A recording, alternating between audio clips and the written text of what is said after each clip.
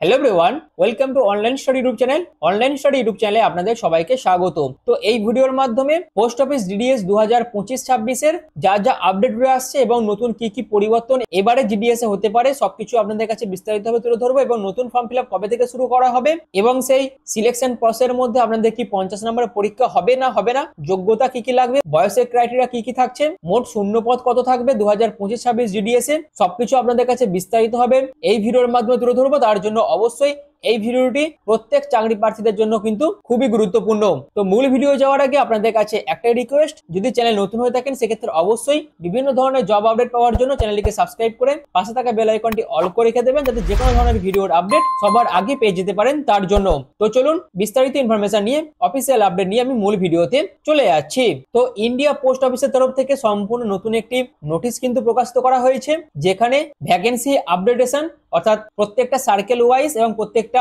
Division এবং প্রত্যেকটা units অনুযায়ী কত কি ভ্যাকেন্সি আছে সেটাকে কিন্তু আপডেট করা হয়েছে এবং যার টাইম লাইন ছিল 21 থেকে 27 অক্টোবর 2025 এই ডেটের মধ্যে ডিভিশন এবং ইউনিট অনুযায়ী সমস্ত রকম ভ্যাকেন্সি গুলোকে আপডেট করা হয়েছিল এবং 28 থেকে 30 অক্টোবর 2025 এর মধ্যে ভ্যাকেন্সি যা যা ছিল সেগুলোকে কিন্তু অ্যাপ্রুভাল দেওয়া হয়েছে সার্কেল ওয়াইজ এবং সেই মোতাবেক একটি অনলাইন রেজিস্ট্রেশন প্রসেসও কিন্তু জিডিএস এর তরফ থেকে নেওয়া হয়েছে, সেটা হচ্ছে ট্রান্সফার রিলেটেড। অর্থাৎ যারা ট্রান্সফার নিতে চাইছিলেন, যে সমস্ত জিডিএস এমপ্লয়িরা ট্রান্সফার নিতে চাইছিলেন তাদের জন্য কিন্তু একটি অনলাইন রেজিস্ট্রেশন প্রসেস কিন্তু চালু করা হয়েছিল, যেটা চলেছিল 3 থেকে 12 নভেম্বর 2025 পর্যন্ত এবং যার মডিফিকেশন ছিল 13 থেকে 15 নভেম্বর 2025 পর্যন্ত এবং যার ভেরিফিকেশন ছিল ডিভিশন অনুযায়ী সেটা হয়েছে 17 থেকে 21 নভেম্বর 2025 পর্যন্ত। তো এই রকম বিভিন্ন ইন্টারনাল কাজ কিন্তু জিডিএস এর মধ্যে ঘটেছে এবং এই ট্রান্সফার অ্যাপ্রুভটা কবে করা হয়েছে না, অনলাইন লিস্ট অনুযায়ী ট্রান্সফার গুলো অ্যাপ্রুভ করা হয়েছে 26 নভেম্বর 2025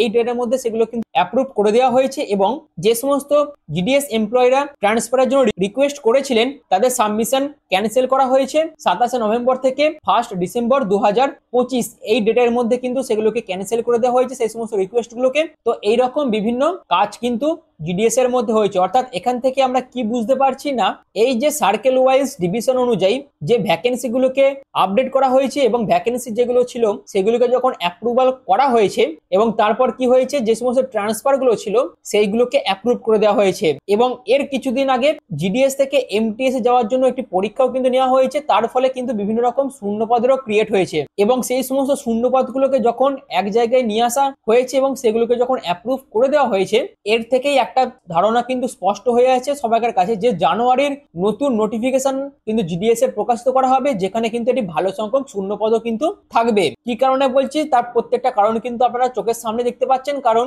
জিডিএস থেকে এমটিএস এ চলে যাওয়া যে সমস্ত জায়গাগুলো ছিল সেই সমস্ত জায়গায় ভ্যাকেন্সি তৈরি হয়েছিল এবং সেই ভ্যাকেন্সি গুলোকে জিডিএস এর তরফ থেকে অ্যাপ্রুভাল দেওয়া হয়েছে এবং যারা ট্রান্সফার নিয়ে বিভিন্ন জায়গায় যেতে চাইছিলেন সেই সমস্ত ট্রান্সফার গুলোকেও কিন্তু অ্যাপ্রুভ করে দেওয়া হয়েছে এবং তার ফলে কি হয়েছে অল ওভার ইন্ডিয়া জুড়ে বিভিন্ন সার্কেল, বিভিন্ন ডিভিশন এবং বিভিন্ন ইউনিট অনুযায়ী কিন্তু বিভিন্ন রকম ভ্যাকেন্সি বর্তমানে যে ভ্যাকেন্সি গুলো ছিল সেগুলোকে ইনক্লুড করে জানুয়ারির নোটিফিকেশন অর্থাৎ শিডিউল 1 এ বড় সংখ্যক ভ্যাকেন্সি নিয়ে কিন্তু জিডিএস তার নোটিফিকেশন প্রকাশিত করতে চলেছে। তো আপনারা জানেন যে জিডিএস প্রতি বছর জানুয়ারি মাস এবং জুলাই করে কিন্তু দুখানা করে নোটিফিকেশন প্রকাশিত করে এবং রিক্রুটমেন্টও করে। অর্থাৎ 2026 জিডিএস এর যে নোটিফিকেশন প্রকাশিত করা হবে সেখানে প্রায় 30,000 প্লাস ভ্যাকেন্সি কিন্তু থাকতে পারে। এটা কিন্তু অল ওভার ইন্ডিয়া জুড়ে কিন্তু এই নিয়োগ বিজ্ঞপ্তি প্রকাশিত করা হবে, যেখানে ওয়েস্ট বেঙ্গল সহ, আসাম সহ, ত্রিপুরা সহ বিভিন্ন জায়গার প্রার্থীরা কিন্তু আবেদন করতে পারবেন, যেখানে সিলেকশন প্রসেসের মধ্যে আপাতত কিন্তু কোনো রকম রিটেন টেস্ট হবে না, শুধুমাত্র ডকুমেন্টেশনের মাধ্যমে এবং ক্লাস 10 পাস যোগ্যতা থাকলে আপনারা কিন্তু আবেদনও করতে পারবেন এবং আপনাদের কিন্তু সিলেকশনও দেওয়া হবে। তো এই হচ্ছে প্রাথমিক বিষয়টা। তো এরপর আসি আবেদন করার জন্য বিস্তারিত কি কি ক্রাইটেরিয়া কিন্তু ফলো করা হবে এই 2026 এর নতুন রিক্রুটমেন্টে। অর্থাৎ পোস্ট অফিস নিউ রিক্রুটমেন্ট 2026 এ কি কি চেঞ্জেস আসতে পারে, অর্থাৎ এক্সাম কি হবে না, এডুকেশন কোয়ালিফিকেশন কি প্রয়োজন, এজ লিমিট কি কি আছে, সিলেকশন প্রসেস কি কি থাকবে আর নিউ ভ্যাকেন্সি কত থাকতে পারে না, পোস্ট অফিস নিউ রিক্রুটমেন্ট 2025-2026 এর যে নোটিফিকেশন প্রকাশিত করা হবে সেখানে এক্সাম কি হবে না। তো এটা কিন্তু জিডিএস এর যে ইউনিয়ন আছে তাদের তরফ থেকে একটা প্রস্তাব কিন্তু নিয়ে আসা হচ্ছিল যে সিলেকশন প্রসেসের মধ্যে যাতে 50 নম্বরের একটি পরীক্ষা নেওয়া হয়, কারণ এতদিন কি হচ্ছিল না কোনো রকম পরীক্ষা ছাড়াই শুধুমাত্র ডকুমেন্টেশনের মাধ্যমে সিলেকশন যেহেতু করা হচ্ছিল সেই জায়গাটা বাদ দিয়ে জিডিএস ইউনিয়নের তরফ থেকে একটা প্রস্তাব নিয়ে আসা হয়েছিল যে এরপর এরপর থেকে যাতে 50 নম্বরের একটি পরীক্ষা নেওয়া হয় তার জন্য কিন্তু জিডিএস এর তরফ থেকে অফিসিয়ালি ভাবে কিন্তু এই বিষয়ে কোনো রকম আপডেট উঠে আসেনি। তাই পুরনো যে নিয়ম আছে যেখানে আবেদন করার জন্য কোয়ালিফিকেশন যেটি লাগছিল সেটা হচ্ছে ক্লাস 10 পাস, এবং ক্লাস 10 সার্কেল ওয়াইজ বা ডিভিশন অনুযায়ী যে প্রার্থীর পার্সেন্টেজ অফ নাম্বার যত বেশি থাকবে তাকে অগ্রাধিকার দেওয়া হবে এবং তার ডকুমেন্টেশন হয়ে সিলেকশন প্রসেস কমপ্লিট করা হবে। এই প্রসেসে কিন্তু এতদিন ধরে চলে আসছিল। যদি সামনে কোনো আপডেট আরো উঠে আসে অফিসিয়ালি ভাবে জিডিএস এর তরফ থেকে, সেই আপডেটও কিন্তু এই চ্যানেলের মাধ্যমে আপনাদের কাছে তুলে ধরবো। এবং জিডিএস ইউনিয়নের তরফ থেকে আরো একটি আপডেট উঠে আসছিল যে বা প্রস্তাব নিয়ে আসা হয়েছিল যে ক্লাস 12টাকে ইনক্লুড করার জন্য, কিন্তু সেটাকেও জিডিএস এর তরফ থেকে অফিসিয়ালি ভাবে কিন্তু এখনো পর্যন্ত মান্যতা দেওয়া হয়নি। তো এই সমস্ত বিভিন্ন প্রস্তাব কিন্তু নিয়ে আসা হয়েছিল যেগুলোকে কিন্তু এখনো পর্যন্ত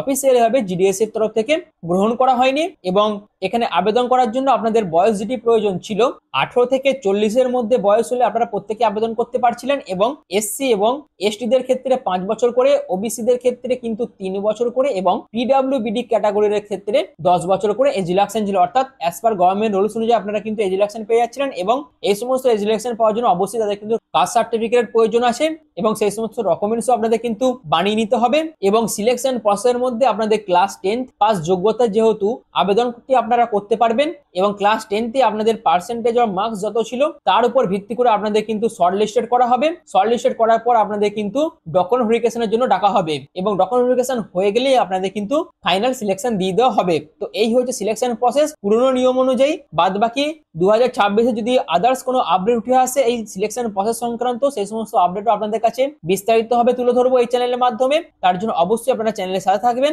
এবং চ্যানেলটিকে সাবস্ক্রাইব করে রেখে দেবেন। এছাড়াও 2026-এ একটি বড় সংখ্যক ভ্যাকেন্সি কিন্তু থাকবে, যেখানে প্রায় 30,000 শূন্য পদের জন্য কিন্তু 2026-এর জানুয়ারি শিডিউল 1-এ নোটিফিকেশন কিন্তু প্রকাশিত করা হবে, যেখানে প্রায় 30,000 প্লাস ভ্যাকেন্সি আপনারা কিন্তু দেখতে পাবেন। তো এই হচ্ছে পুরো বিষয়টা, যা যা আপডেট ছিল সবকিছু আপনাদের কাছে এই ভিডিওর মাধ্যমে তুলে ধরলাম। আশা করি ভিডিওটি আপনাদের কাছে ইনফরমেটিভ মনে হয়েছে। আর বাদবাকি সমস্ত আপডেট পাওয়ার জন্য, অর্থাৎ জিডিএস রিক্রুটমেন্ট 2026-এর বাদবাকি সমস্ত আপডেট পাওয়ার জন্য অবশ্যই চ্যানেলটিকে সাবস্ক্রাইব করে পাশে থাকা বেল আইকনটি অল করে রেখে দেবেন। আর ভিডিওটি এখনের মতন এটুকুই। পুরো ভিডিওটি প্রথম থেকে শেষ পর্যন্ত দেখার জন্য আপনাদের অসংখ্য ধন্যবাদ।